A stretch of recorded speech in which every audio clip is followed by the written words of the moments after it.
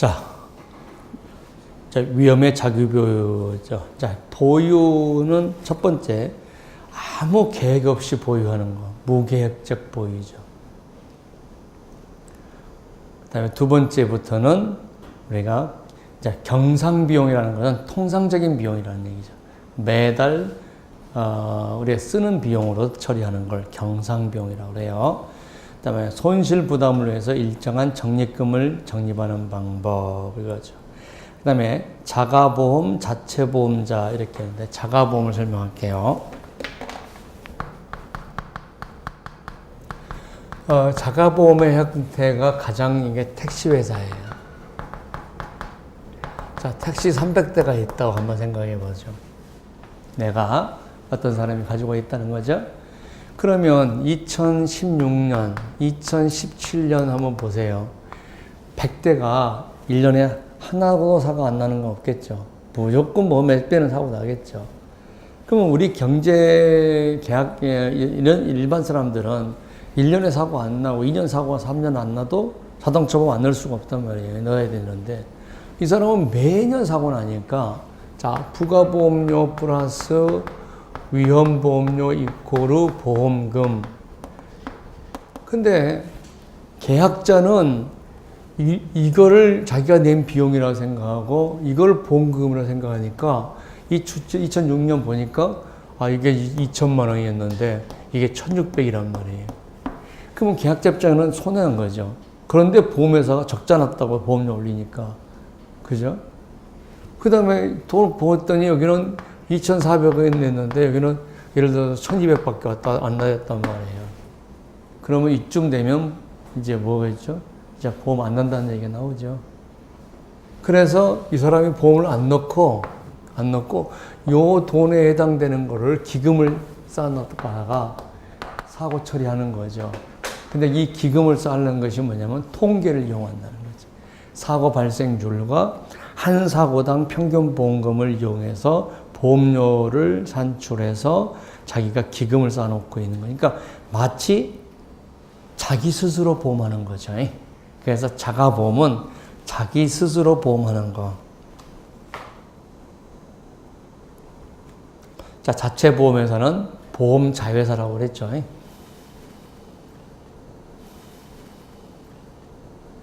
자, 보유할 수 있는 위험의 크기는 발생할 수 있는 심도가, 자, 우리가 보죠. 택시회사가 있어요. 그 다음에 보험사가 있어요.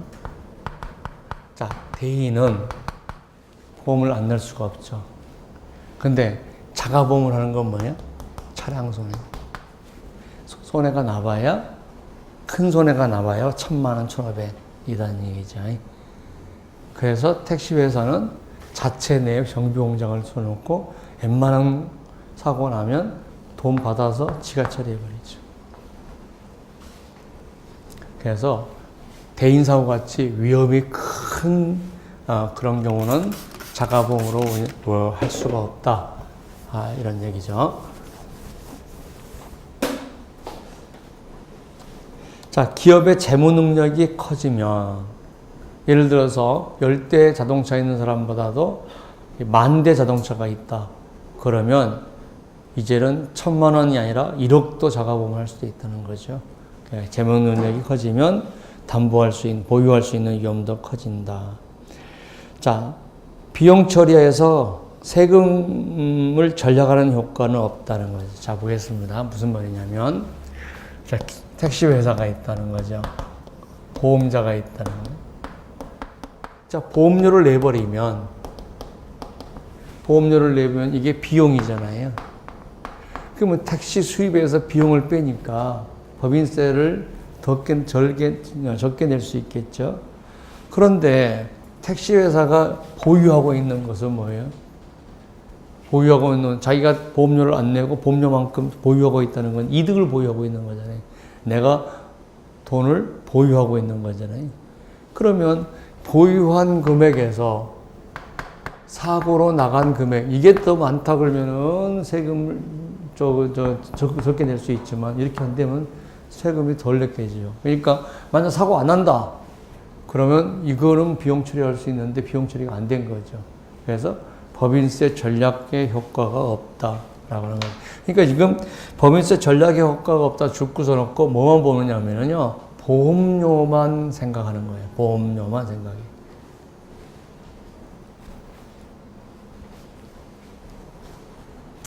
자, 손실 동기가 강화된다는 거죠. 무슨 말이냐 그러면요. 자, 택시회사 운전사들이 사고 나면요. 월급에서 다 까버리고 막 그러죠.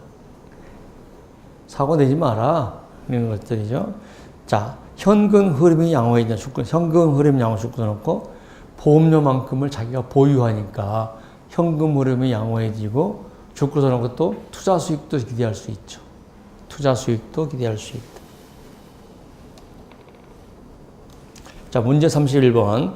위험 보유가 적절한 위험 관리 반영이 되기 위한 필요 조건이 뭐냐? 기업이 위험을 스스로 부담하기에 충분한 자금력과 재무 구조를 가지고 있어야 된다. 위험 단위수가 적어야 된다. 위험 단위수가, 보죠. 내가 차 하나가 있거나 두 개 갖고 있으면 통계를 낼 수가 없죠. 그러니까 위험 단위수가 어느 정도는 있어야 되겠죠.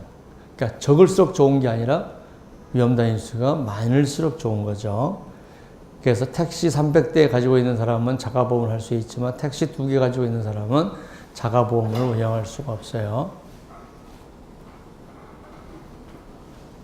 자, 택시 2대를 가지고 있다는 거죠.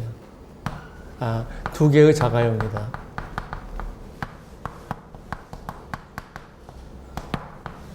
자기 보유는 가능해요. 택시보험, 차량 손에 안 들고 보험을 내가 조심하고 하다가 사고 나면 내가 그냥 수리해주고 이렇게 할 수도 있죠. 자기 보유는 가능해요. 근데 자가보험은 안 돼요. 보험이 되려면 뭐예요? 대수의 법칙을 이용해야 되잖아요. 통계를 이용해야 되니까. 그죠? 그러니까 택시가 2대, 3대밖에, 차가 2대, 3대밖에 없다 그러면 자기 보유는 할 수 있지만 자가보험은 안 된다. 왜냐하면 통계를 낼 수가 없다. 자, 대량 손실을 통계적으로 예측 가능해야 된다. 그러려면 대수의 법칙이 있어야 되죠. 대수의 법칙이 있으려면 숫자가, 위험 단위가 많아야 되고요. 손실의 예방 또는 사후 처리를 효율적으로 할 수 있는 능력을 갖춰야 된다. 32번 보겠습니다. 기업의 위험 보유에 대한 설명으로 옳지 않은 것은 위험 보유 시에는 위험 통제를 병행하는 게 바랍니다. 리스크 컨트롤이 뭐였어요? 아까 리스크 프리벤션하고 로스 리덕션이죠. 그러니까 프리벤션이나 로스 리덕션을 병행해야 된다. 위험 보유는 손실 규모가 지나치게 크지 않고 예측 가능한 위험을 대상으로 한다. 그렇죠. 자, 지나치게 크지 않은 것을 보고 차량 손해.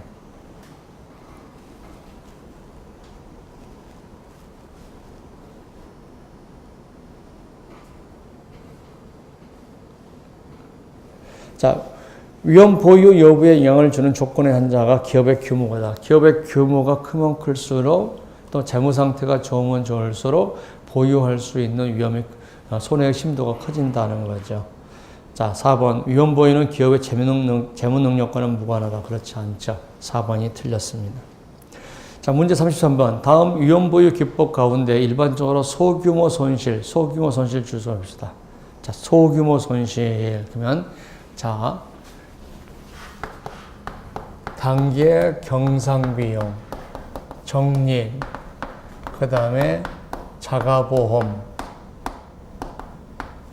자체보험자. 위험이 크면 클수록 이렇게 가야 되겠죠. 이거죠. 그냥 평상시 용돈으로 또는 평상시에 경비로 처리한다는 거죠. 그래서 평상시 경비로 처리하려면 어떻습니까? 가장 규모가 적어야 되겠죠. 그래서 단기 비용 처리다.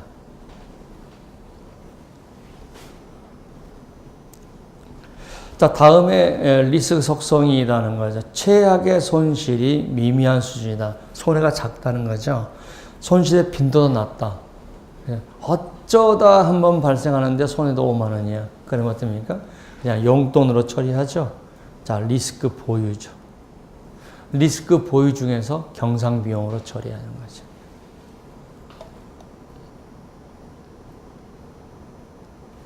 자, 손실 민감형이라고 하는 거죠.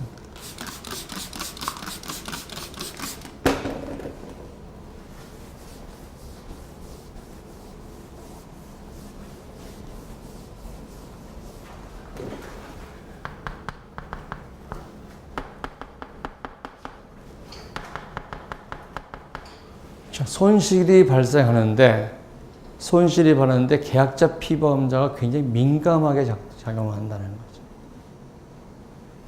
자, 그러면은 보겠습니다. 자, 우리가 보통 자동차 보험이나 모든 보험들은 사전에 보험료를 확정하고 그 다음에 중간에 사고 나더라도 보험료 올라가고 그런 거 없죠. 그런데 소급료율은 끝나고 나서 이때에 정산하는 거지. 보험료를. 자, 그래서 끝나고 나서 보험료를 정산하는 거. 이게 뭐냐? 소급료율이. 그러면 이때 낸 보험료는 뭐냐는 거죠. 확정 보험료가 아니라 예치 보험료. 보험료를 예치해 놓고 보험료를 다 쓰면은 없어져 버리는 거죠. 없어요. 그러면 이런 보험의 영향, 이런 게 뭐냐 그러면요. 이게 뭐냐면, 자, 수시로 교체되는 물건이 있죠. 예? 포괄보험. 자, 보험료를 갖다가 이때 1,000만 원을 내놨다는 거죠. 1월달 재고, 2월달 재고, 3월달 재고, 4월달 재고, 5월달 재고, 6월달 재고, 이렇게 해서 매달 정산을 해요. 매달 정산을 해. 그래서 만약에 7월달 갔더니 보험료가 떨어졌어요. 그러면 보험료 더 받으려면, 더 계속 받으려면 보험료 더 오든지 아니면 계약 끝나든지 하자는 거죠. 이게 소급료율의 대표적입니다. 그러면 어떻습니까? 사고 발생하고 막 그러면 어떻습니까? 보험금 팍팍 보험료 나가버리니까 소금, 그죠? 그러니까 소급료율하고 경험료율은, 자, 봐요. 이때 사고가 발생했다는 거죠. 이때 보험료를 올린다. 이게 경험료율이에요. 이때 보험료까지도 올려버린다. 소급료율이. 사고 났을 때 당해 기간에 보험료를 올린다. 소급료율이고, 차기 보험료를 올린다. 경험료율이에요. 오케이? 그러면 소급료율이나 경험료율이나 사고 때문에 민감하게 사고가 발생하면 올라가기 때문에 민감형이죠. 자, 그 다음에 그러면 소급료율하고 경험료율은 설명했죠. 그 다음에 높은 자기부담금. 사고 나면 먼저 피보험자가 먼저 부담해주고 그 다음에 나머지를 부담해주는 거예요. 자, 차량 손해가 나면 200만 원까지 네가 부담해라. 그럼 어떻습니까? 사고 나면 손해 났더니 250이야. 그러면 200을 자기가 부담해야 돼. 그죠? 사고가 났더니 계약자의 손해에 영향을 미친다는 거죠. 계약자가 이 사고로 인한 손해에 민감하다는 거죠. 그러면 예를 들어서 사고 났더니 한 푼도 안 내고 보험회사가 250 다 주더라. 그러면 민감형이 아니죠. 사고 나도 일단 보험금 다 주는데 사고 났는데 200만 원을 자기가 부담해야 돼. 손실 민감형이죠.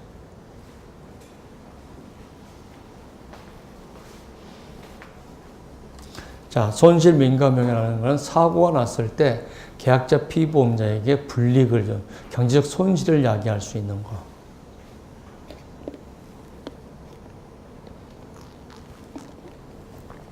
반면에 캡티브는 보험회사죠.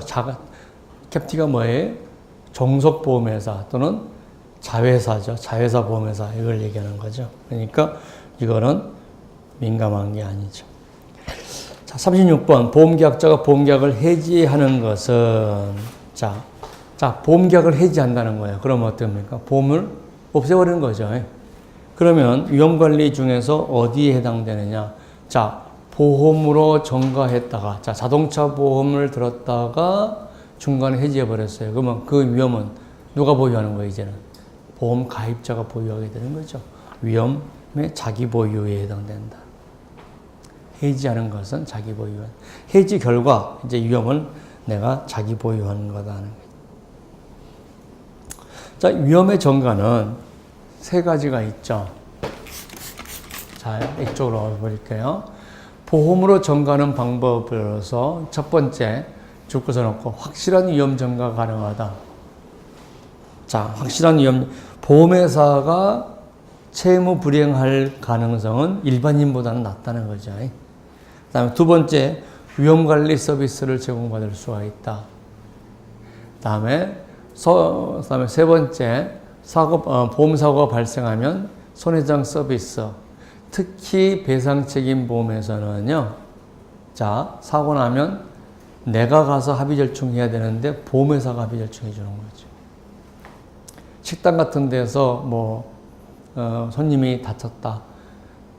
근데 내가 볼 때는 손님이 100% 과실인 것 같아. 근데 나하고 절충하면 힘들어. 고객이니까. 근데 보험 처리했으니까 보험회사한테 얘기하세요. 그러면 보험회사가 얘기하기는 쉽죠. 그러니까 합의절충 서비스를 받을 수가 있다.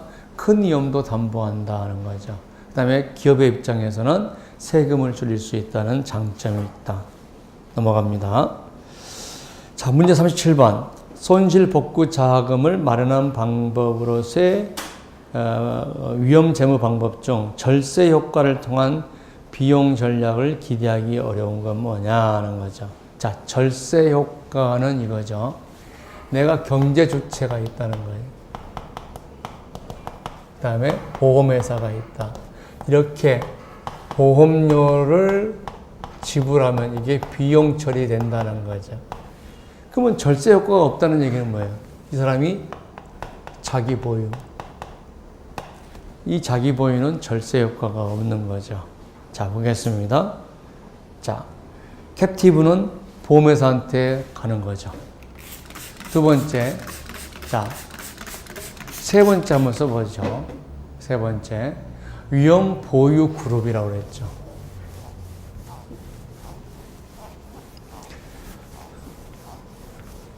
자, A라는 회사가 캡티브를 하나 만들 수가 있어요. 그런데 A가 혼자 가서 캡티브 하려고 하니까 운영자금이 너무 많이 들어요. 그래서 예를 들어서 방직 공장 여러 사람이 그룹을 만들어서 캡티브를 할 수가 있어요.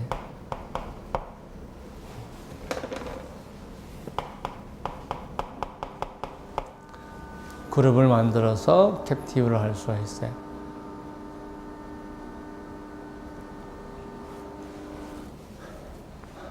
자, 그러니까 모두 캡티브라는 건 똑같아요. 캡티브는 뭐예요? 보험회사죠. 보험회사니까 절세 효과가 있죠. 그래서 1번, 3번, 4번은 절세 효과가 있고 2번은 뭐예요? 자기 보이니까 비용 처리가 안 되죠.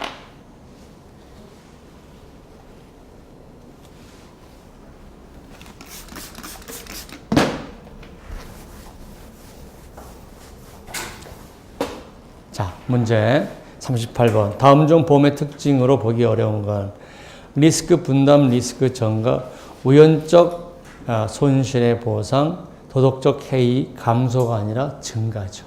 보험을 들어놓으면 보험제도를 악용하려고 하는 도덕적 위험, 해이가 증가하게 되는 거죠.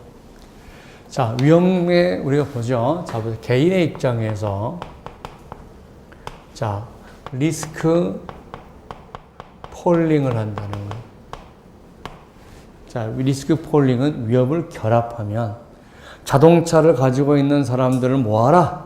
그러면 100만 명이 모였다는 거죠. 이걸 위험단체라고 하죠. 그러면 개인의 입장에서는 리스크 폴링을 해서 위험단체를 형성해 놓으면 이 위험단체의 위험을 전가한다는 거죠. 위험을 전가한다는 거죠. 그러면은, 자, 위험을 전가를 어떻게 하냐, 그러면 내가 가지고 있는 실제 손해가 1억이라는 거예요. 1억이라는. 그런데 여기는 뭘로 하냐면, 실제 손해를 위험 단위수로 나눠서 이거를 평균 손실이라고 해요. 이거를 보험료라고 해요. 그래서 실제 손실을 평균 손실로 하는 거죠. 그러면 한 사람이 가지고 있는 위험을 100사람이 날아가는 거죠. 그래서 여기서 위험 단체를 통한 4번, 이게 정가고 4번 위험 단체를 통한 위험 분산이라는 얘기를 했어요. 그러면 위험 분산이라는 말은 뭐냐는 거죠. 이거는 실제 손실을 평균 손실로 한다는 거. 실제 손실을 평균 손실로 한다는 뜻이에요. 그러니까 위험 분산이 뭐냐? 그러면 내가 혼자 사고가 보면 안 들고 혼자 사고 나면 1억의 손해가 발생할 수 있는 것을 내가 1년에 10만 원만 냈고 만약 사고 나면 담보받고 사고 안 나면 뭐예요? 이제 날아가는 거죠. 그죠? 그래서 이거는 우리가 이 보험료는 확실한 경비고 실제 보험금은 우리가 사고 나면 보상하잖아요. 조건부죠. 이 조건부를 기대치라고.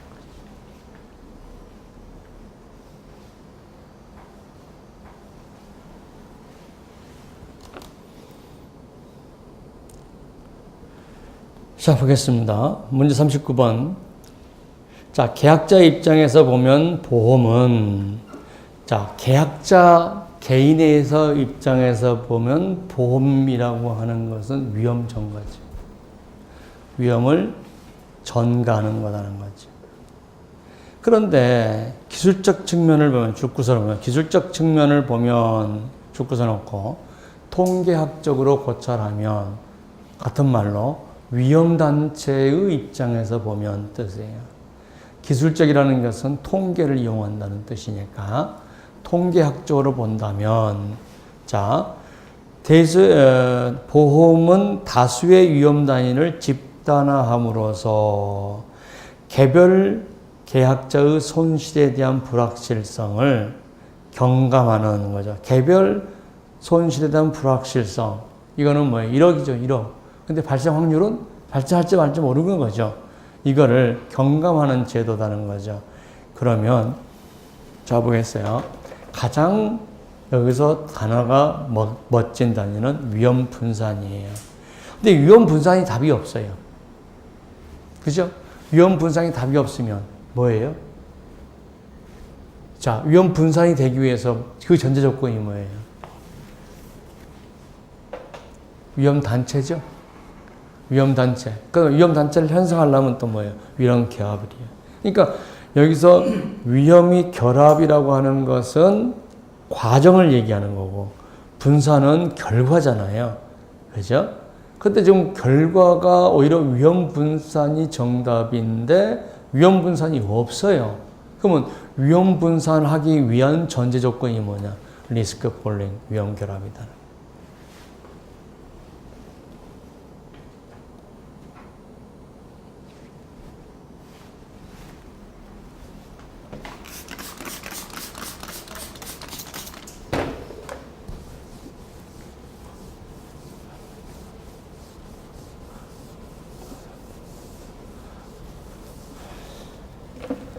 자, A가 가지고 있는 법적 책임을 계약에 의해서 B한테 인수시키는 거죠. 자, 이 책임의 가장 대표적인 게 이거예요. 자, 보세요.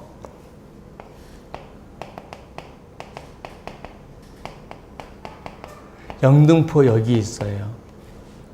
그런데 신길동에 오비 공장이 있어요. 그러면 여기서 트럭을 가져가서 실어서 상차해서 하차해서 다시 성차하면 영등포역 근안에도 좀 복잡한데 난리겠죠. 그러니까 기차가 들어와 버려요. 이게 인입선이라고 해요. 그러니까 화물차가 신길동 오비공장 창고로 들어가 버리면 거기서 리프트로 다 백주를 실어서 전국으로 나가는 거죠. 그러면 여기서 사고 나면 누가 책임을 지려는 거죠? 여기서 사고 나면 법률적으로는 철도회사가 져요. 그런데 저 인입서는 오직 누구를 위한 거예요? 오비공장의 이익을 위해서 만들어준 거죠. 오비공장이 이익이라는 얘기는 국가도 이익이 되죠. 물류비용이 적어지면 소비자도 이익이 되는 거죠. 궁극적으로 짠 맥주를 먹을 수 있으니까. 그 다음에 교통 혼잡도 피해줄 수 있고. 그런데 저기서 사고 나면 네가 책임을 져라. 나는 책임을 지지 않겠다. 이걸 갖다 우리가 아까 면책특약이라고 해요. 이런 계약을 하는 게 면책특약이죠. 이걸 우리가 책임전가라고 얘기를 하고, 그래서 얘가 지는 책임을 계약상 배상 책임이라고 해요. 그렇다고 해서 이 사람이 피해자에 대해서 법적 책임을 면할 수는 없어요. 이 계약은 이 계약 당사자만 구속하거든요. 자, 예를 들어서 자동차 내가 가지고 있는데요. 자, 서울역 가서 누워있는 친구한테 자, 소주 2병 줄 테니까 네가 사고 나면 네가 책임질래? 그러면 바로 도장 찍죠. 그리고 모든 책임을 내가 안 진다 그러면 서울역에 있는 애들은 어마어마하게 책임질 거야. 막 매일 와서 수사 지면서 너 100억 책임져 줄래? 그러면 100억 책임 도장 찍고 뭐 어차피 뭐 막 가는 인생인데. 그래서 계약은 둘만의 문제지 제3자한테 우리가 얘기할 수가 없어요. 따라서 A가 법률상 책임을 면한다는 것은 A, B의 문제지 피해자한테 면할 수 있는 건 아니에요.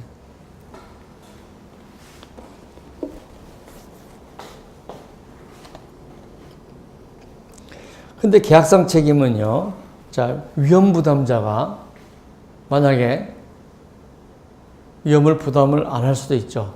여기는 기업이 크기 때문에 하는데, 예를 들어서 내가 건물을 하나 지었는데 건물 지은 친구한테 하청업 건설업자한테 야, 네가 사고 나면 책임져라 라고 해서 계약을 했어요.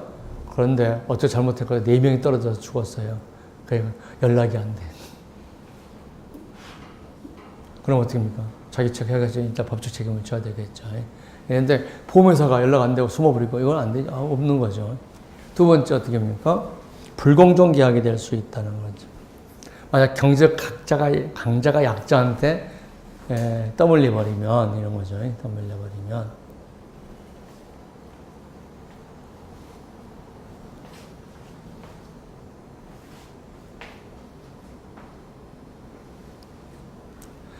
우리가 이제 정치권에서 기업의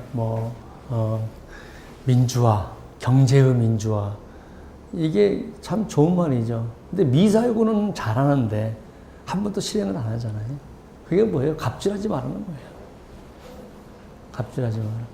그러니까 예를 들어서 하청업자에다 모든 책임을 밀어버리고 지는 책임 안 진다든가 이렇게 해가지고 하청업자가 조금만 실수해도 그냥 재기불능으로 만들어버리고 뭐 이러지 마라 이거지.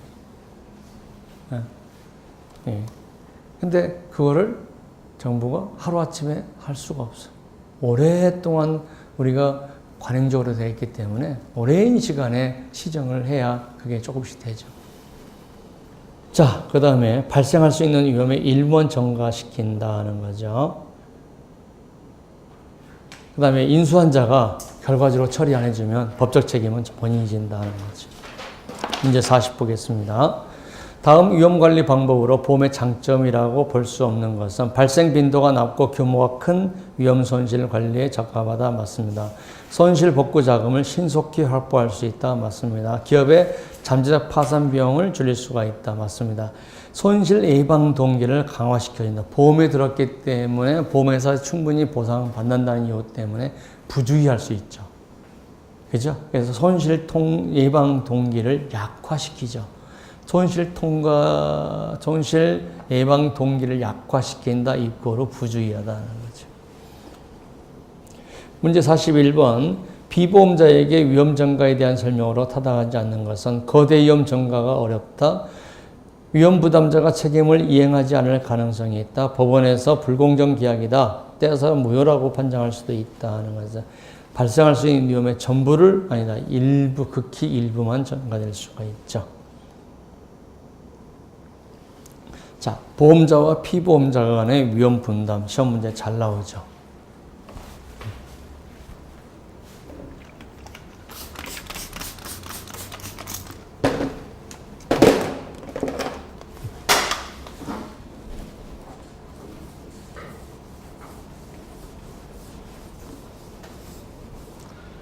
자, 그림을 그려놓으면 됩니다.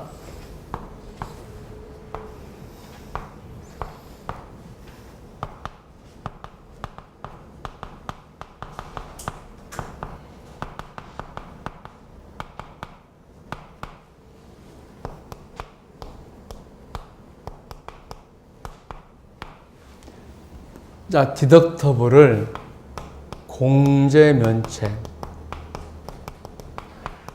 보험 공제, 소손의 면책 이렇게 얘기를 해요. 그럼 사고가 나면 자, 노란 선이 자, 보험 가입자가 부담하는 거예요. 이걸 초과하는 손해만 보험자가 부담해줘요. 그리고 보상한도를 초과해버리잖아요. 이것도 피보험자가 부담해요.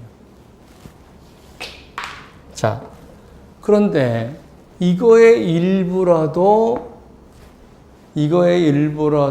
피보험자 네가 부담해라. 이게 비례보상이에요.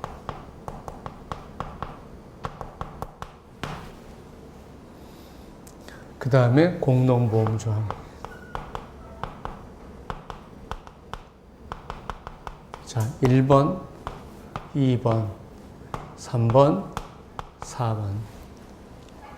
그래서 사고가 발생했을 때 손해의 일부를 피보험자가 부담하는 거죠.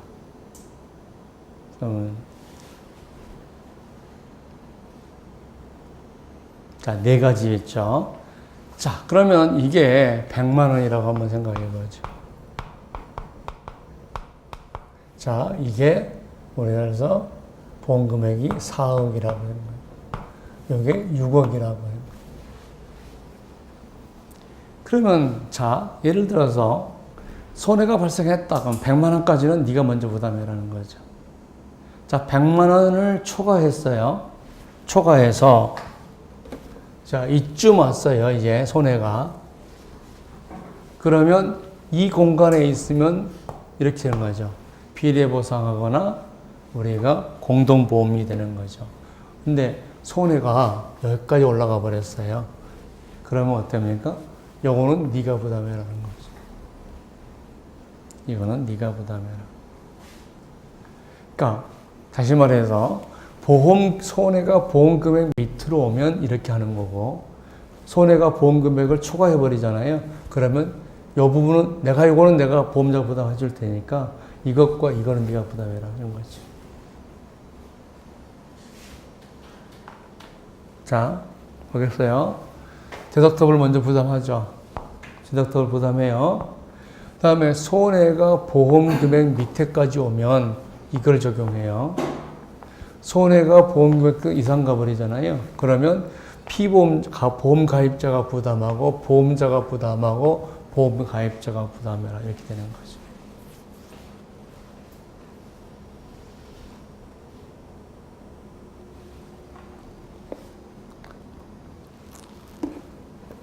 자, 예를 한번 들어보죠. 자, 손해액이 3억이라는 거죠. 그러면 디덕터블 빼야 되겠죠. 3억에서 100만 원을 빼요. 100만 원은 네가 부담하는 거죠.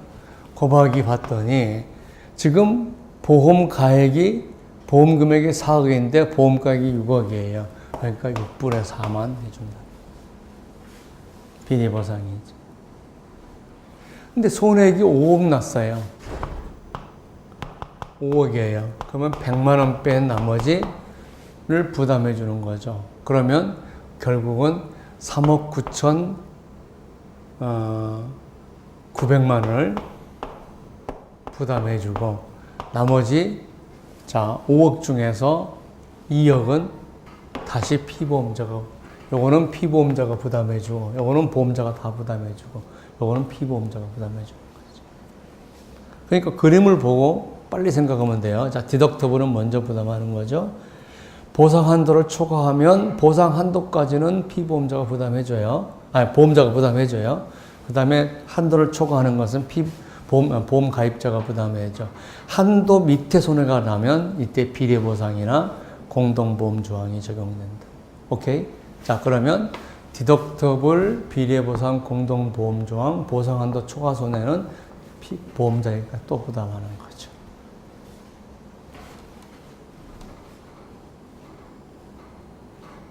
자.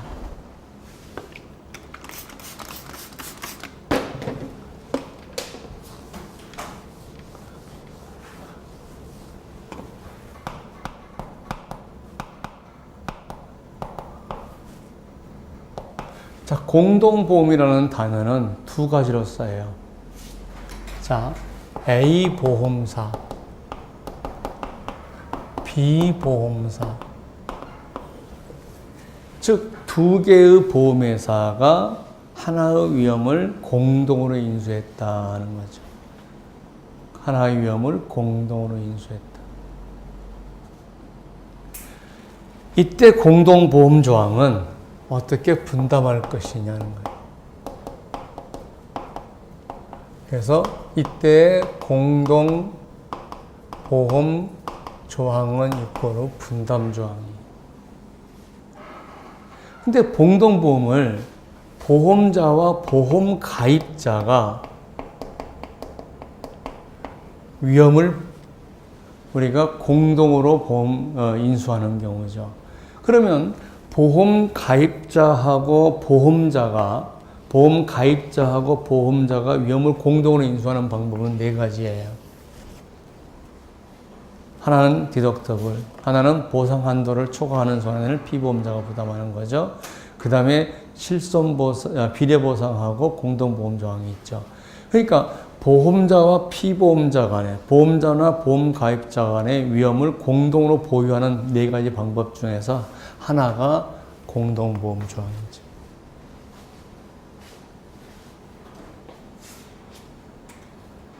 자, 무슨 얘기냐 그러면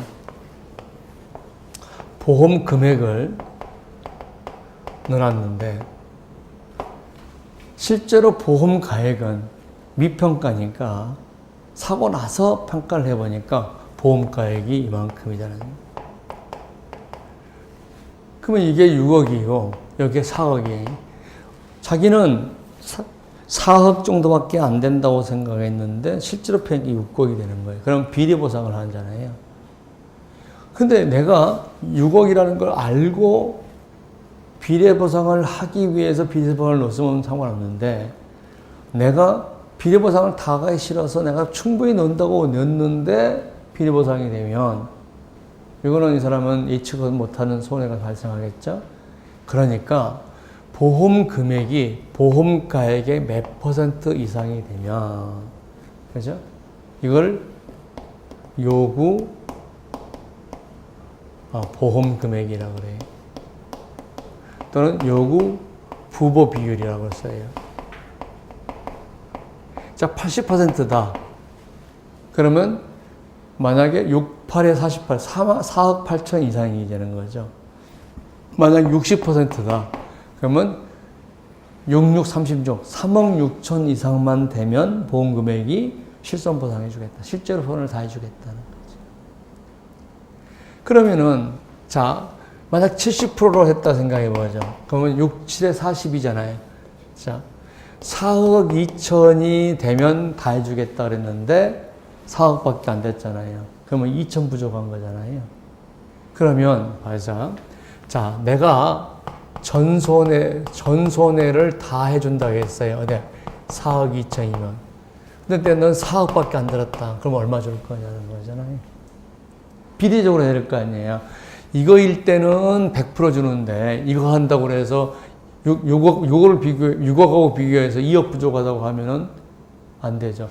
이걸 해줄 때 100% 줄 때, 이걸 할 때 몇 프로 줄 거냐는 거잖아요. 그러면 손해의 곱하기 4.2분의 4억이 되는 거죠. 그래서 아까 비례보상은 6억이었죠. 보험가액에 올라가는데 여기 공동보험자금은 분모에 보험가액 곱하기 요구 비율인 우리가 4억 2천이 들어간다는 것이 차이가 있는 거죠.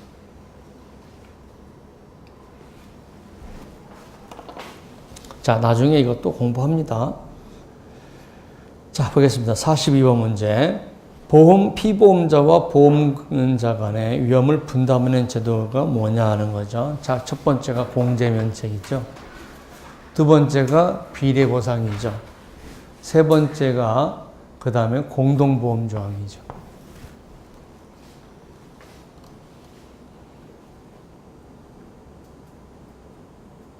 자, 거기서 뭐냐면 1차 위험 부담 조항 쭉 써놓고요.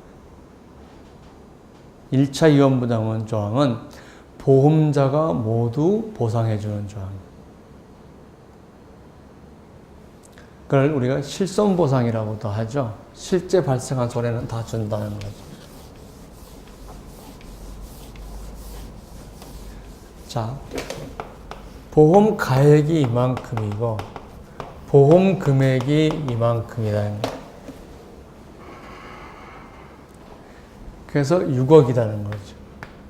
이게 4억이다. 그 다음에 요구 보험 금액이 4억 2천이다. 자, 이게 요구 보험 금액이다. 자, 근데 실제 손해가 얼마큼 났냐 하는 거죠. 자, 3억의 손해가 발생했다. 그러면 첫 번째, 자, 1차 위험. 이걸 실손보상이라고 하죠. 이거는 3억 다 주겠다는 거죠. 보험 금액 범위 내에서 실제 손해를 다 주겠다는 거죠. 그러면 보험 금액 범위 내에서 실제 손해를 다 줘버리니까 보험 가입자가 부담한 손해가 있다 없다? 없다는 거죠. 그 다음에 두 번째, 비례보상은 없냐? 3억 곱하기 6분의 4를 주겠다는 거죠. 6분의 4를 주겠다. 그 다음에 공동보험조항은 뭐냐는 거죠. 3억 곱하기 4.2분의 4를 주겠다는 거죠. 요구 보험금액의 실제 보험금이고, 요거는 실제 보험가액분의 보험비.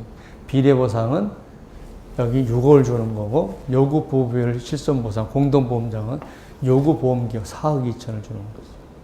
이런 형태. 그러면 여기서 이거는 피보험자가 일부를 부담해 주는데 이거는 전혀 부담 안 하죠.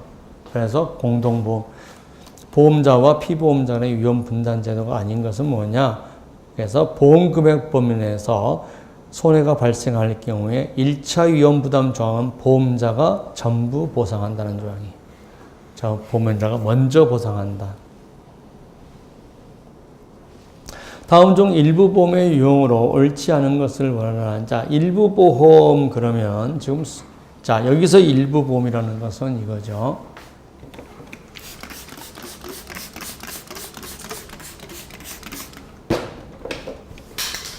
자, 손해의 일부만 보험으로 가입 전가시킨다는 뜻이에요. 손해액의 일부만 보험으로 가입한다. 자, 일부 보험이라는 것을 자, 우리가 보험 가액이 있어요. 이게 발생할 수 있는 손해의 최고치예요.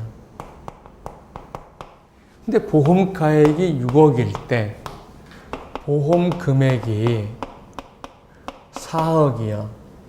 이것도 일부 보험이에요. 근데 여기서 얘기하는 일부 보험은 뭐냐면 손해의 일부만을 보험한테 정리해요. 손해의 일부만을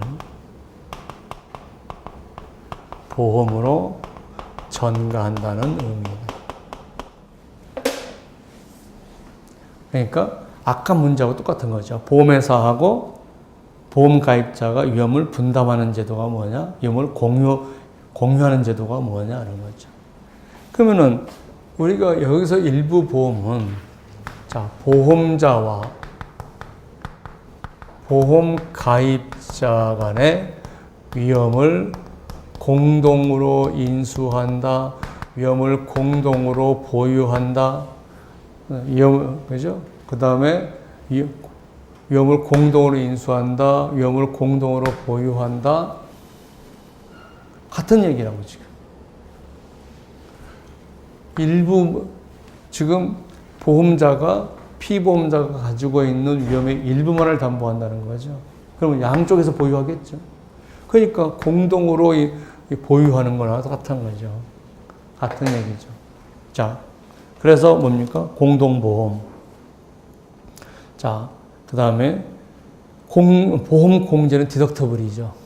자, 그러면 보겠습니다. 우리가 아까 이걸 했어요. 자, 보험 공제.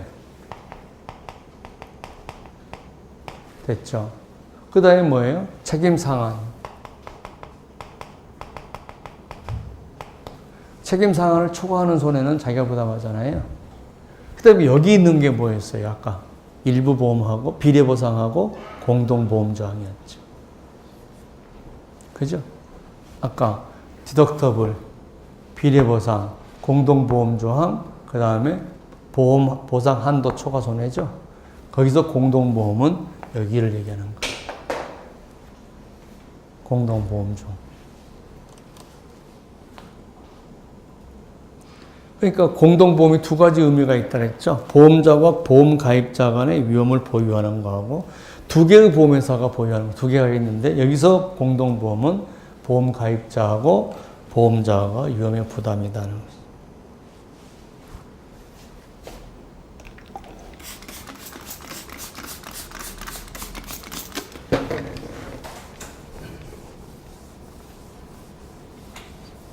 자, 자가보험, 아까 설명했던 내용이죠.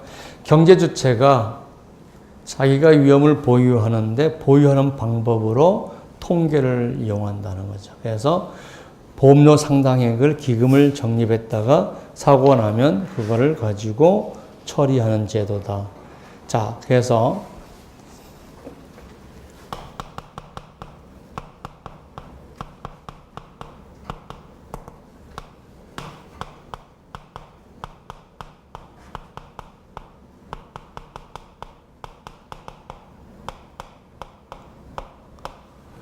셀프 리텐션 앤드 인슈런스라는 거죠. 자기가 보유하는데 어떤 형태로?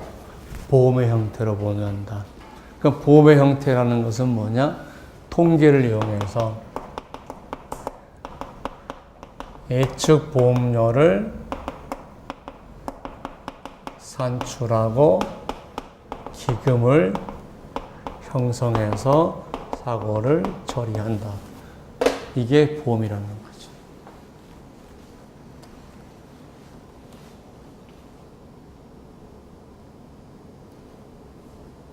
자, 문제 44번. 다음 중 자가보험을 활용하는 이유에 옳지 않은 것은 거래 비용이 절감된다. 거래 비용 추천하고 보험료에 비해서 적은 비용으로 처리할 수 있다는 얘기죠.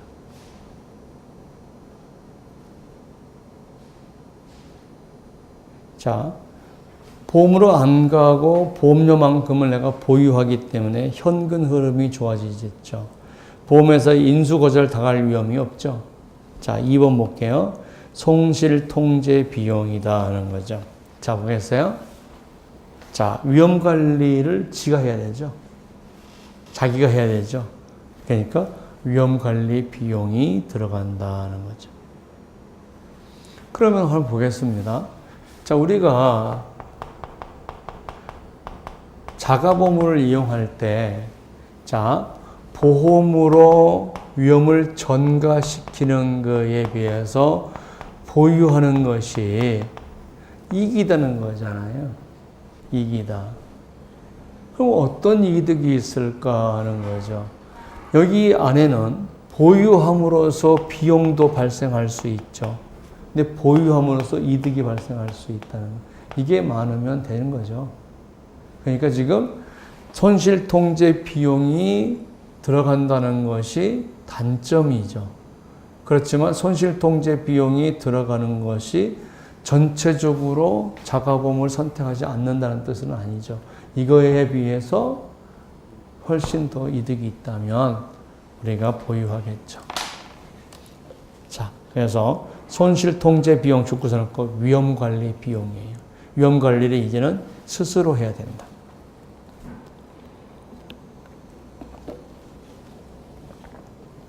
자, 다음 중 보험에 대한 자가보험의 장점이다. 손실 예방 확전을 촉진시킨다. 지가 사고 안 나면 이제 보험으로 넘기면 사고 나든 안 나든 자기 돈 나가는 게 아니잖아요. 그런데 이제는 자기가 보유하기 때문에 사고 안 나면 자기가 세이브 되는 거죠. 그 다음에 손실 예측 신뢰도가 높다. 이게 틀리죠. 자, 사고 발생 확률이 우리가 내가 가지고 있는 자동차 300대보다는 보험회사가 가지고 있는 300만 대가 훨씬 높죠. 사고 발생이 정확하게 예측할 수 있죠. 근데 나는 정확하게 예측 못한단 말이에요. 사고 발생 7% 했더니 한 두세 개만 더 나도 막 10%, 12% 돼버리는 거죠.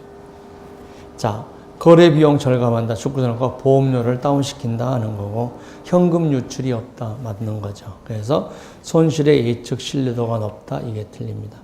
46번 자가보험에 대한 설명으로 옳지 않은 것은 보험자는 전문적인 위험관리 서비스를 받을 수 있다. 틀렸죠. 전문적인 위험관리 서비스를 받을 수 없고 자기가 스스로 위험관리를 해야 되겠죠. 자, 부가보험료를 전략할 수 있어서 위험비용을 낮출 수가 있다. 자, 위험비용 죽고서는 보험료죠. 자, 위험을 대비하는 비용이니까 위험을 대비하는 비용. 그러면 결국은 보험으로 전가한다면 보험료가 되겠죠. 대수법칙에 의해서 미래의 손실을 비교적 정확히 예측할 수 있는 경우에 한다. 비교적이죠. 비교적. 완전히 아니고. 자, 보험료가 사회로 유출되지 않아서 유동성 확보가 되고 유동성 줄 거 없고 현금을 보유하고 있다는 거죠. 유동성이라는 것은 투자 이익을 얻을 수 있다는 이점이 있다. 맞습니다. 1번이 틀렸습니다. 자, 위험 대체 ATR이라는 걸 보겠습니다. 자, alternative라는 것은 새로운 대체 방법이라는 거죠. 자, ART라는 건 대체라는 얘기는 새로운 방법이죠. 기존의 방법을 대체할 수 있는 새로운 방법들이 뭐가 있느냐 하는 거죠. 위험 관리하는 방법에서. 그래서 등장 원인을 보면은요, 자 보겠습니다. 예측하지 못한 새로운 위험이 계속 등장하고 있고, 기업의 입장에서 가입해야 될 보험의 종류가 늘고, 또 기업의 규모가 커지면서 보상 한도도 높아지고, 보험료가 부담되죠. 반면에 기업은 점점점 커졌으니까 우리가 보유할 수 있는 우리가 한도도 자기가 높아지고, 그러다 보니까 새로운 위험관리 기법을 우리가 하게 되는데, 자, ATR의 특징이 뭐냐면, 자, 앞에 등장 요인을 보고 나서 손실의 자기 보유 수준이 높다. 기업들이 이제는 옛날에 20년 전에 현대가 아니고 지금하고 다르죠. 30년 전에 삼성하고 지금 삼성은 뭐 규모면에서 어마어마한 차이죠. 몇 수백 배 차이잖아요. 계약 기간이 수년에 걸친다. 복수의 리스크가 대상이다 하는 거죠. 자, 복수의 리스크 죽고서 놓고 요즘 보험을 갖다 해요. 옛날에는 상해보험, 암보험 따로따로 보험을 팔았는데 요즘은 어떻습니까? 통합시켜버리죠. 자꾸 통합해가지고 통합하는 방법이 이유가 뭐예요? 보험료를 낮추겠다. 보험료를 낮추겠다. 그럼 우리가 3년짜리 보험을 계속 갱신전으로 든다. 이것보다는 100세까지 보험 드는 게, 100세까지 담보해버리는 게 보험료가 더 싸다. 자, 그래서 통상의 위험으로 담보되지 않은 리스크도 담보할 수 있다는 거죠. 자, 자체 보험자는 아까 설명했죠. 보험회사인데 뭐예요? 경제 주체가 만든 소규모 보험회사 이거죠.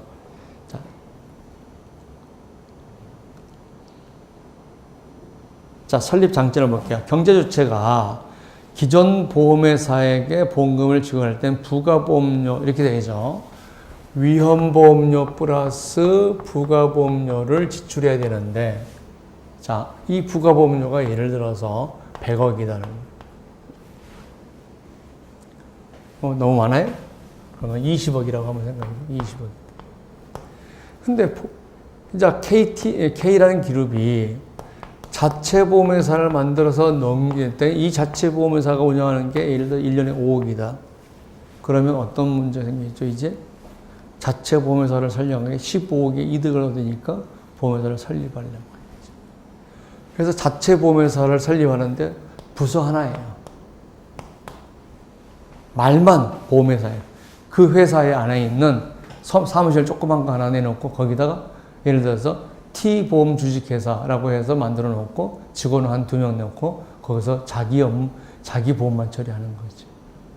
근데 우리나라는 자체 보험회사가 없는 이유가 뭐예요? 우리나라 보험회사는 규모를 자체 보험회사는 조그맣게 해도 된다 이게 없어요. 그냥 모두 전보험을 하려면 300억이 있어야 되니까 안 되는 거죠. 자, 그래서 자체 보험자를 운영할 경우에 결국은 비용을 보험료 비용을 줄일 수가 있다. 이게 첫 번째죠. 두 번째는 뭐냐면 자체 보험자를 하나 만들어서 보겠습니다. T라는 회사가 K라는 회사를 만들어 놨어요. 그런데 이 보험회사한테 갈 때는 100이라는 돈을 냈는데 이제 부가보험료가 절약되니까 80만 낸단 말이야, 자기는. 그죠? 그랬더니 옆집에서 자꾸 오니까 나도 좀 들어줄래? 이렇게 하겠죠.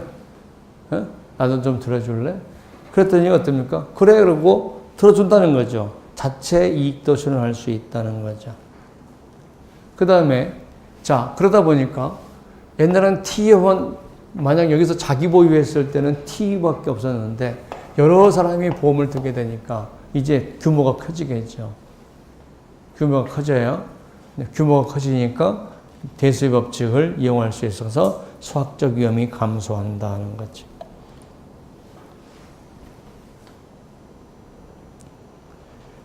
그 다음에 보겠습니다. T보험회사가 이렇게 보낸단 말이에요. 그리고 이제 재보험을 보내는 거예요. 옛날에 이렇게는 재보험을 직접 못하죠. 왜냐면 재보험이라는 것은 보험회사가 보험회사인데 이제는 자체 보험자를 만들어놓으면 재보험을 할 수 있기 때문에 규모가 큰 것도 이제 담보할 수 있다는 거죠. 아까 자가보험은 규모가 조금만 커도 못하잖아요. 이제 규모가 큰 것도 담보할 수 있다. 그 다음에 여전히 이것도 보험회사니까 절세 효과가 있죠. 비용 처리할 수 있죠. 그 다음에 돈이 어떻게 됩니까? 옛날에는 보세요. T가 보험회사한테 다 갔으니까 보험회사가 자본을 활용하잖아요. 근데 얘가 가지고 있으니까 얘가 얘를 컨트롤해서 자본을 활용하고 그죠? 투자 수익을 올릴 수가 있죠. 그래서 투자 수익을 증대할 수 있다. 그런데 이런 자체 보험회사가 굉장히 이득이 있음에도 불구하고 우리나라는 왜 자체 보험자를 못 만들게 하냐? 그죠? 자체 보험자를 누구나 만들어버리면, 맞아.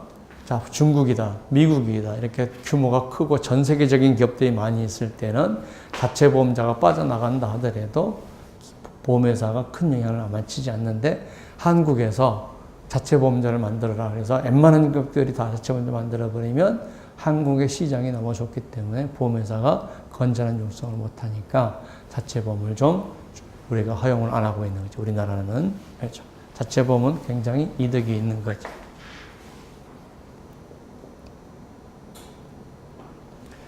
그 다음에 보겠습니다.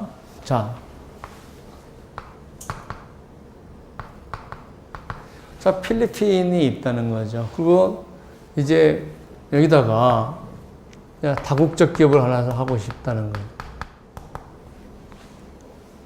근데 필리핀 정부에서 필리핀에서 공장이 있으니까 필리핀의 공장에 화재보험 들어야 되는데 필리핀에 있는 공장에 대해서는 필리핀 회사에게만 보험 넣어라 이거예요. 다른 데 못 넣는다. 그러면 이제 필리핀으로 회사를 여기 줬더니 필리핀 쥐들이 재보험하고 뭐하고 이렇게 해보겠죠. 그러면 어떻습니까? 여기다 자체 보험사 하나 만들어 버려가지고 필리핀 공장 걸 이렇게 해가지고 바로 빼버리죠. 그게 무슨 얘기냐 그러면요. 자,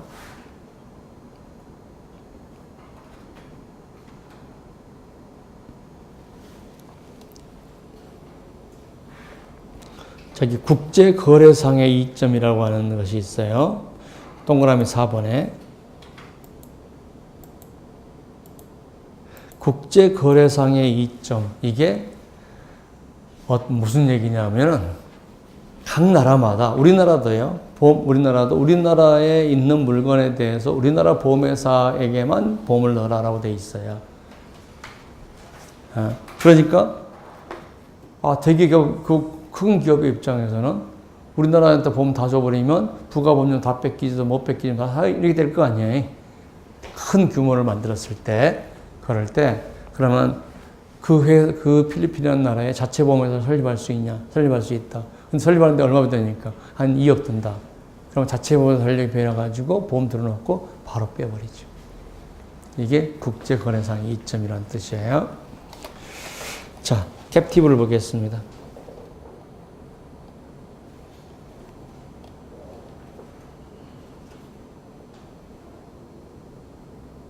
자, 캡티브 인슈런스는 보험회사이기 때문에 재보험이 가능해야 된다. 재보험이 가능한 경우 캡티브는 자가보험으로 보유 능력을 초과한 위험도 담보할 수 있다. 맞죠? 자체 보험회사를 소유하고 있는 기업은 현존하는 보험회사가 인수하지 않은 위험이라도, 그죠? 자기는 위험을 자체 보험을 해놓고 재보험 보내면 되니까, 그러니까 보험회사가 인수하지 않는 위험도 할 수 있다. 기업이 자체 보험자에게 위험을 전가할 경우에 기존 보험회사를 통해서 위험을 전가하는 것보다 적은 보험료를 부담할 수 있다. 맞습니다. 우리나라 기업이 우리나라의 자체 보험자는 모집단의 위험을 주는 모집단의 위험을 주는 인수이기 때문에 자체 보험자 설립함에 있어서 보험회사의 최소 자본금 규정을 받지 않고 있다. 이 말은 뭐냐 그러면, 자, 보험회사를 만들 때 손해보험 전부하면 300억이라는 거죠. 300억이 필요한 것은 뭐냐? 계약자 보호다는 거죠. 근데 SK그룹이 SK 캡티브를 만들어서 여기서 못 주면 얘가 망하는 거잖아요. 그들의 문제니까 캡티브는 그렇게 비싸게 300억 할 필요 없이 5억, 10억 해도 된다는 거죠. 그죠? 그래서 자체 보험자의 최소 규정을 받고 있지 않다가 일반적인 현상인데, 우리나라는 최소 규정을 여전히 하고 있기 때문에 자체 보험회사를 못 만들고 있다는 거죠. 그죠? 자, 우리가 뭐죠? 자, 불특정 다수, 대수의 많은 사람들의 다수가 보험금을 못 받으면 사회적 문제가 생기지만, 모집단하고 자회사다. 주들의 문제잖아요. 그러니까 자체 보험회사는 보험료를 싸게, 자본금이 싸도 만들어줄 수 있다는 거죠. 근데 우리나라는 그걸 허용하지 않다 이거죠. 허용하지 않다. 그러면 자체 보험회사 만들려면 우리나라에서 300억 만들어야 되니까 자체 보험회사 만들 필요가 없죠. 48. 다음 중 캡티브의 장점이라고 할 수 없는 것은 뭐냐? 보험 비용을 절약할 수 있다. 부가보험료 절약할 수 있죠. 자체 이익 실현할 수 있죠. 재보험 가액이 용하죠. 자체 보험자 스스로가 대재난 손실을 보장할 수는 없죠. 재보험을 통해서는 가능하겠죠. 근데 자체 보험자 자체 스스로는 대재난 손실을 담보할 수 없다. 자, 캡티브 인슈런스 장점으로 평가되는 것은 효율적이고 경제적인 위험 관리가 된다. 초기 설립 비용이 소요된다. 초기 설립 비용 소요된다. 고도의 전문 지식 채용자 전문 지식을 가진 채용자를 해야 된다. 2번, 3번, 4번은 돈 들어가는 내용이네요. 돈 들어간 내용은, 돈 들어가면 단점이죠. 그래서 장점이라고 할 수가 없죠. 자.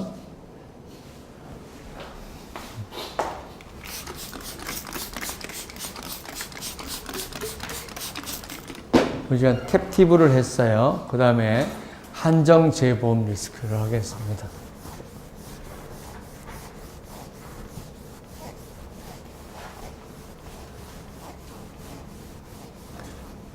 자, 한정재보험은 도표를 가지고 설명하는 게 좋아요. 자, 여기 이쪽으로 보시죠. 자, 1차년도에 지금 자, 손해가 4만 원 발생했고 2차년도에 손해가 300만 원 발생했고 3차년도에 손해가 5만 원 발생했다고 그러죠.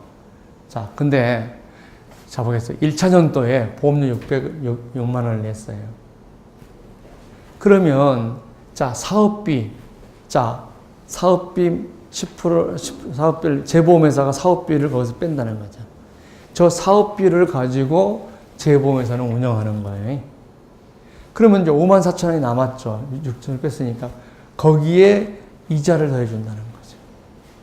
이자를. 그러면 우리가 보통 보험회사가 내가 돈을 보험회사한테 주면 보험회사가 가지고 활용하고 투자해서 지가 가져가지. 보험회사가 맡겨놓은 돈에 대해서 이자를 계약자한테 돌려주지는 않잖아요. 근데 계약자한테 돌려준다는 거예요. 27,000원을. 그래서 손해가 발생했더니 4만 원 손해했으니까 16,000원 남았어요. 그러면 꼴깍 보험, 일반 보험회사를 먹죠? 자, 이거죠. 근데 이걸 2월 시켜준다는 거예요. 그래서 2월 시켜서 다시 또 했더니 4만 3,000원 남았어요. 또 2월 시켰어요. 5만 3,000원 남으면 돌려준다는 거예요. 5만 3,000원을 누구한테? 원보험회사한테 돌려준다는 거예요. 그러면 재보험회사는 뭐만 먹고 사느냐? 아까 얘기한 사업비만 먹고 다 돌려주는 거죠. 자, 그러면 일반 보험하고는 다르죠. 일반 보험은 이건 보험회사 이익이잖아요. 근데 이걸 돌려준다는 거죠. 돌려준다. 자, 두 번째 넘어갑니다. 반대로. 이제는 첫 번째 사고가 4만 원 났고, 두 번째 3만 원 났고, 세 번째 25만 원의 대형 손해가 발생했어요. 자, 그러면 똑같이 가요. 근데 여기서 보니까 지금 9만 8천 원하고 4만 9천 원 해가지고 이거밖에 없는데, 그죠? 이거까지 없는데 25만 원의 손해가 발생했어요. 근데 보험회사가 줄 수 있는 최고치는, 재보험회사가 줄 수 있는 최고치는 5만 원밖에 안 돼요. 그럼 5만 원 주면 끝났죠? 그죠? 5만 원만 주고 끝났다는 거죠. 그러면 25만 원 대형 손해가 발생했었는데 이거가 처리가 안 되겠죠. 재보험회사 돈 빌려준다는 거죠. 돈 빌려준다는 거죠. 그러면은 자, 이거는 빌려준 돈이니까 9만 8천 원 이거 더해서 이걸 빼니까 돈이 남았잖아요. 5만 원밖에 안 줬으니까. 요거 지금 10만 원 넘어서 5만 원이니까 이거는 다시 돌려준다는 거죠. 5만 3천 원 돌려주고 20만 원은 뭐예요? 대출로서 대출해주고 이자를 받는다는 거죠. 자, 그런 제도라는 거죠. 자, 그러면 요걸 한번 보겠습니다. 자, 특징이, 자, 보겠습니다. 장기 계약으로 이어진다. 보험료는 변동이 없다. 자, 보험료는 아까 변동이 없었죠? 똑같이 나가죠? 매년 전산해서 잔액이 나오면 차년으로 이월한다는 거죠. 단연 계약이 종료되어서 잔액이 나오면 계약자에게 반환해줘. 부족하면 차기 보험료를 올린다. 이렇게 이해되죠? 그 다음에 납입한 보험료와 2월 금액의 합계액에 대한 재투자, 투자 수익. 자, 투자 수익. 자, 투자 수익 아까 뭐였어요? 여기죠. 자, 이게 투자 수익이죠. 투자 수익을 전부 다 더해준다는 거죠. 투자 수익을.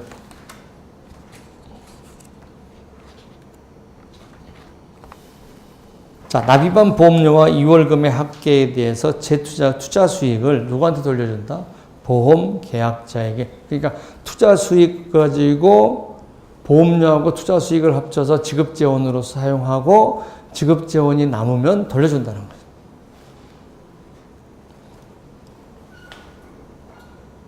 그 다음에 보상 한도를 설정하기 때문에 보상 한도 아까 5만 원이 보상 한도였죠?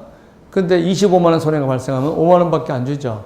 그러면 다시 20만 원 누가 부담해야 돼요? 원보험자가 부담해야 되는 거죠. 자, 원보험대가 거대 손해가 발생하면 보험금을 대출해 준다는 거죠. 대출 쭉 붙여놓고 신용위험이죠. 신용위험이라는 것은 돈 띈물 위험이죠. 돈 띌 위험.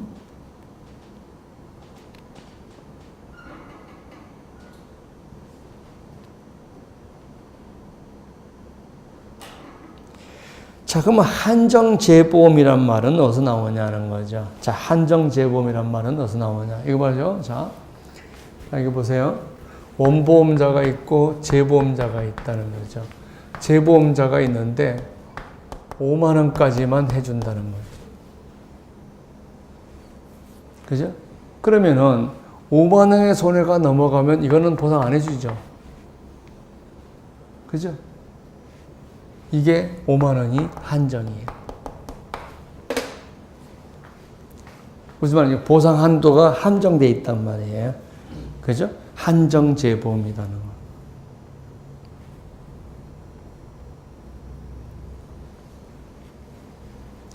자, 한정재보험에서 한정이라는 것은 보상 한도가 설정되어 있고 보상 한도가 넘어가면 원보험자가 부담해야 되는데 막대한 손실이 되면 때 원보험자가 부담하면 원보험자 입장에서는 어떻게 합니까? 재보험 드나만 하죠. 그래서 대출금을 해준다는 거죠.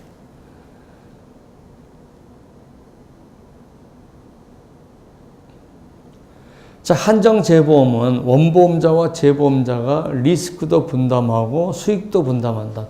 이득이 나면 돌려주니까 수익도 분담하죠. 그 다음에 대출까지 해주는 제도자. 그죠? 요걸 가지고 우리가 한정재보험이다라고 하죠. 자, 문제 풀어보겠습니다. 문제 50. ATR 방법 중 한정재보험. 자, 금융재보험이라 있죠. 금융 줄 거서 놓고 돈 빌려준다는 뜻이에요.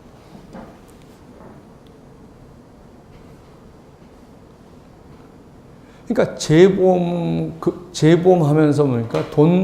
보험금도 주면서 부족하면 금융해 주는 거죠. 그죠? 금융은 돈 빌려준다는 얘기예요. 금융기관, 그러면 돈 빌려주는 거죠. 그래서 금융재보험은 돈 빌려주는 거하고 재보험이 추가된, 합산되어 있는 내용이죠. 그래서 보험계약과 대출계약의 혼합형이다. 맞죠? 보험계약, 재보험이죠. 그 다음에 대출계약, 금융이죠. 그래서 금융재보험이에요. 대재 손실에 대해서 재보험자로부터 대출금을 받을 수 있기 때문에 전통적인 재보험에 비해서 원보험자의 보유 한도가 높고 재보험자의 보험 리스크는 상대적으로 적다. 맞습니다. 재보험자에게 보험 리스크 외에 신용 리스크나 금리 리스크 존재한다. 자, 신용 리스크 뭐예요? 돈 띄어먹는 거죠. 대출금 띄어먹는 거죠. 그 다음에 금리 리스크는 뭐예요? 대출금 해줄 때 3%로 해줬더니 나중에 시장이 막 5%, 6% 넘어가는 거예요. 그러면 내가 그거 갖고 있었다면 더 고율로 돈 내줄 수 있었죠? 그게 금리 리스크예요. 자, 신용 리스크, 금리 리스크 주고 놓고 대출금 때문에 있는 거죠. 대출금 때문에.